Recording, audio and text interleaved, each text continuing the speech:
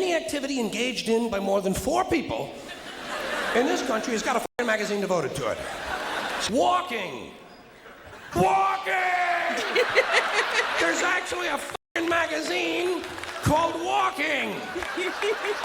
Look, Dan, the new Walking is out. Here's a good article, putting one foot in front of the other.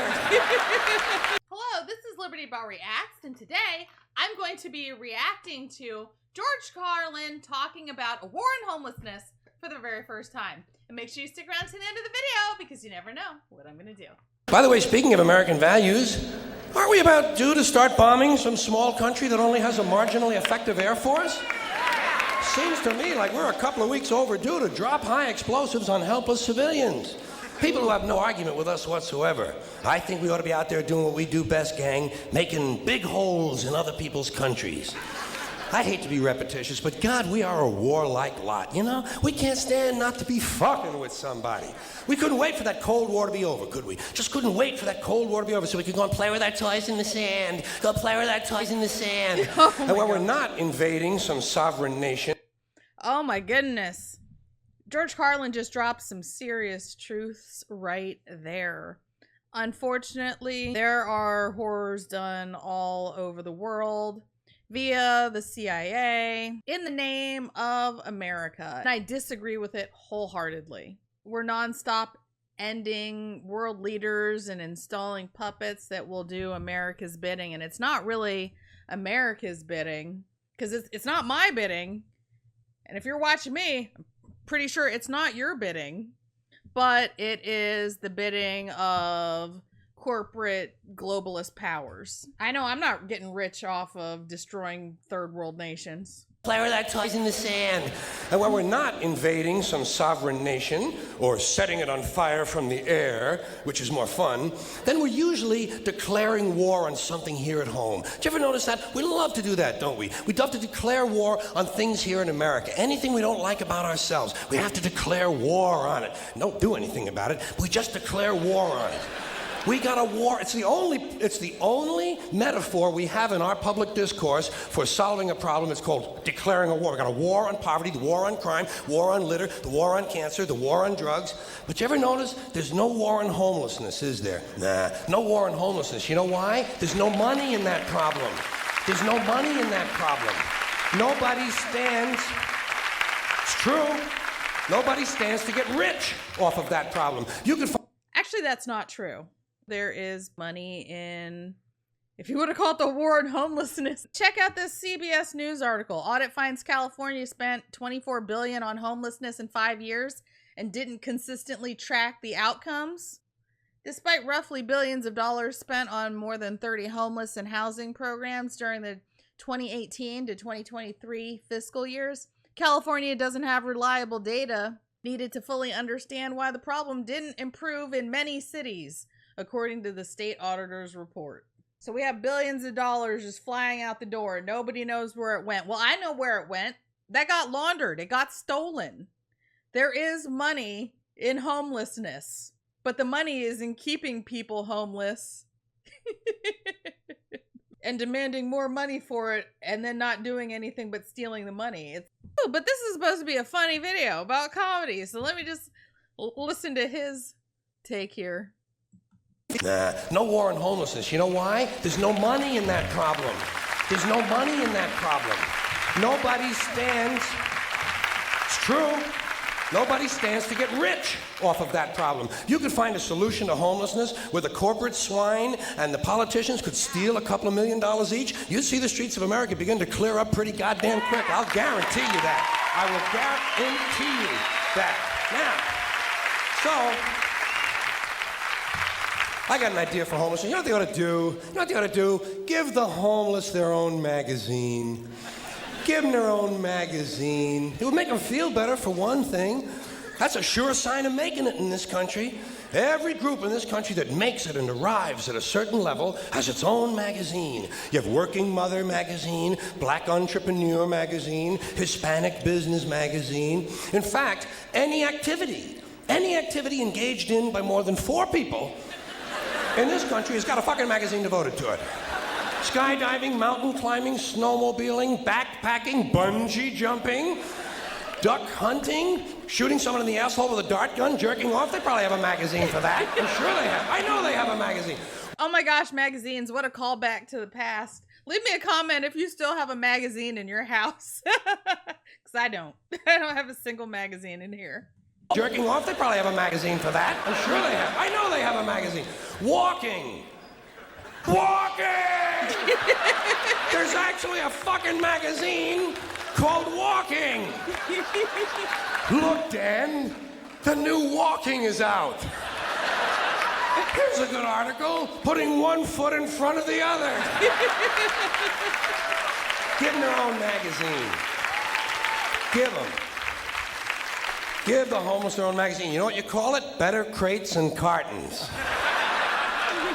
Then when they get finished reading it, they can use it to line their clothing. That's a good, sound business solution. That's the kind of answer you get from a conservative American businessman. Say, yeah, let them read it. When they get finished reading, they can use it to plug up the holes in them piano crates they all seem to like to live in. A good, sound, practical, conservative American business solution. I'll tell you what they ought to do about homelessness. First thing, change the name of it. Change the name of the condition. It's not homelessness, it's houselessness. It's houses these people need. A home is an abstract idea. A home is a setting. It's a state of mind. These people need houses, physical, tangible structures. But where are you going to put them? Where are you going to build them? Nobody wants you to build low-cost housing near their house. People don't want it near them. We got something in this country, you've heard of it, it's called NIMBY, N-I-M-B-Y. Not in my backyard. People don't want any kind of social help located anywhere near them. You try to open up a halfway house, try to open up a rehab center for drugs or alcohol, try to build a little home for some retarded people who want to work their way into the community. People say, not in my backyard. People don't want anything near them, especially if it might help somebody else. Part of the great American spirit of generosity we're always told about. Big, generous American nation. Oh, I think sometimes it feels like George Carlin is more of a truth teller than he is a comedian. I mean, he's funny, but man, he is just dropping truth bomb after truth bomb after truth bomb. People don't want anything near them, especially if it might help somebody else. Part of the great American spirit of generosity we're always told about. Big, generous American nation. Ask an Indian about that.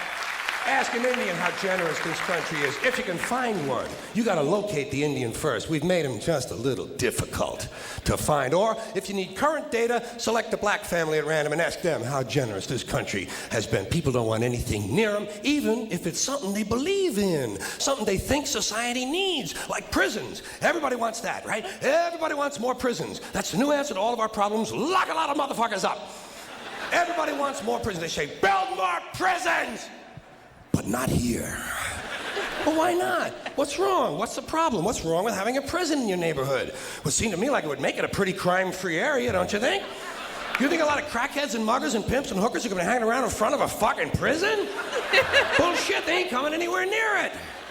What's wrong with these people? All the criminals are locked up behind the walls, and if a couple of them do break out, what do you think they're going to do? Hang around? Check real estate trends? Bullshit. They're fucking gone. That's the whole idea of breaking out of prison, is to get the fuck as far away as you possibly can. Not in my backyard. People don't want anything near them. Except military bases.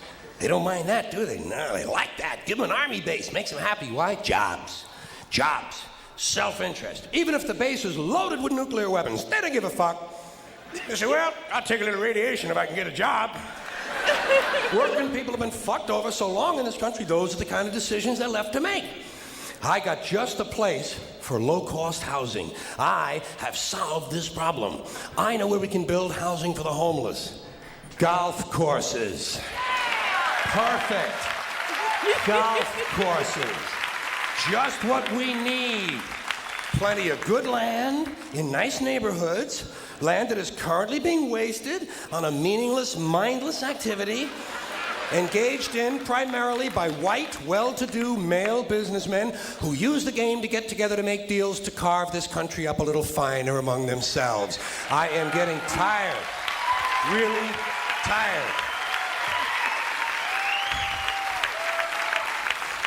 I am getting tired of these golfing cocksuckers in their green pants and their yellow pants and their orange pants and their precious little hats and their cute little golf carts. It is time to reclaim the golf courses from the wealthy and turn them over to the homeless. Golf is an arrogant, elitist game, and it takes up entirely too much fucking room in this country. Too much fucking room in this country. I don't play golf, but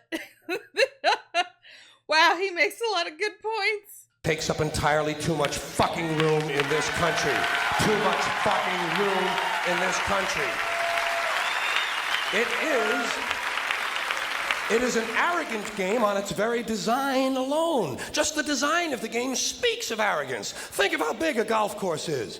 The ball is that fucking big. What do these pin-headed pricks need with all that land? There are over 17,000 golf courses in America. They average over 150 acres apiece. That's over 3 million acres. That's 4,820 square miles. You could build 2 Rhode Islands and a Delaware for the homeless on the land currently devoted to this meaningless, mindless, arrogant, elitist, racist. There's another thing. The only blacks you'll find in country clubs are carrying trays. And a boring game for boring people. Okay, that's not true. There are black people in country clubs. Not all black people are poor. Although, to give him the maximum benefit of the doubt, I would say that he's of the age where Jim Crow is in full effect. So I'm sure when he was younger, because of segregation, there weren't black people in country clubs, depending on what part of the country you were in.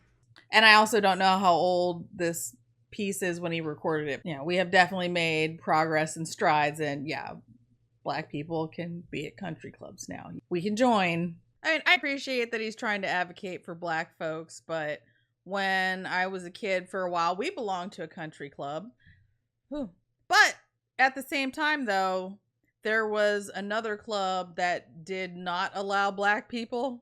And even though we were past segregation and Jim Crow, places would still use the private club aspect of things to exclude black people.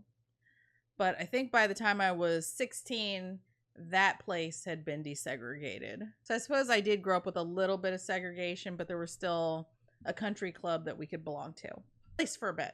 And then my parents got divorced and all that went away. So there's another thing. The only blacks you'll find in country clubs are carrying trays. And a boring game for boring people. Did you ever watch golf on television? It's like watching flies fuck. And a mindless game. Mindless. Think of the intellect. Think of the intellect it must take to draw pleasure from this activity. Hitting a ball with a crooked stick and then walking after it. And then hitting it again. I say, pick it up, asshole. You're lucky you found the fucking thing. Put it in your pocket and go the fuck home. Go the fuck home. You're a winner. No chance of that happening. Dorco in the plaid knickers is going to hit it again and walk some more. Let these rich cocksuckers play miniature golf. Let them fuck with a windmill for an hour and a half or so. See if there's any real skill among them.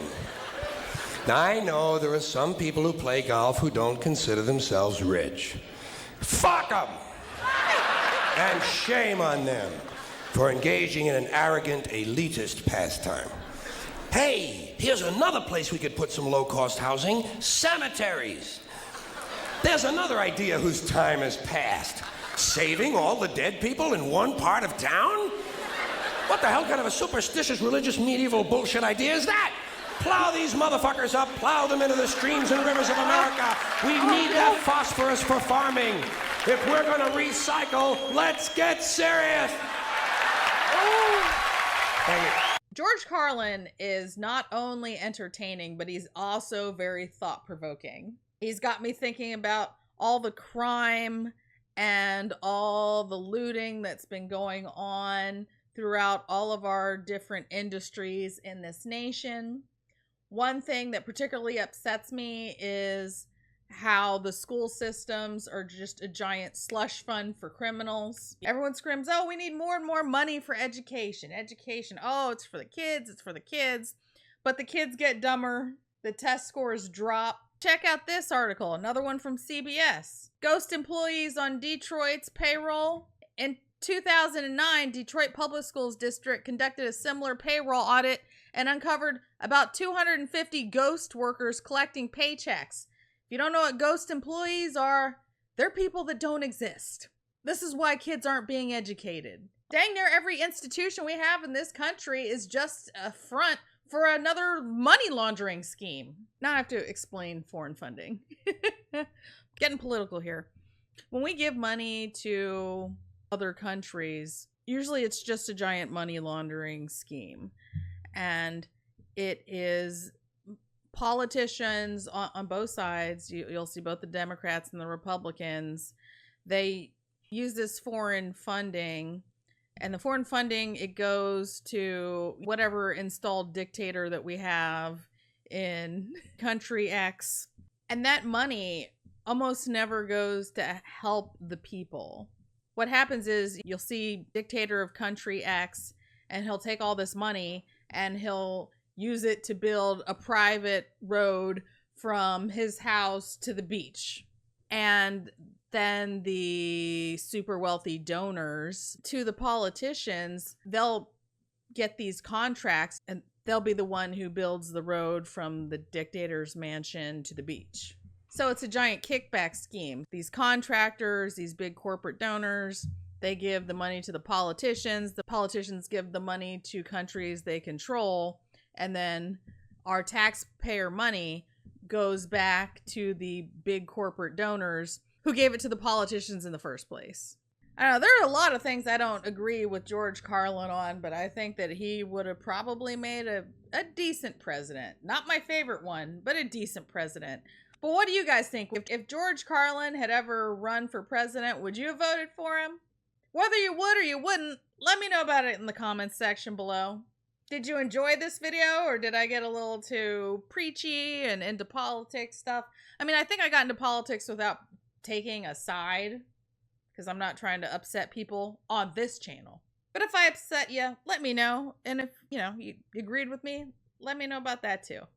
If there are any more clips by George Carlin you'd like me to react to, please leave them in the comments section below.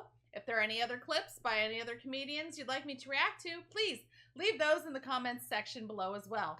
This has been Liberty Bell Reacts, and thanks for watching. Yeah, billions of dollars to help the homeless, but nobody knows where it went. I know where it went. It was stolen. Check the coffers of your local politician, because you know they got kickbacks off of that. Why do you think so many people go into politics broke and come out as multimillionaires? The whole system is corrupt from top to bottom.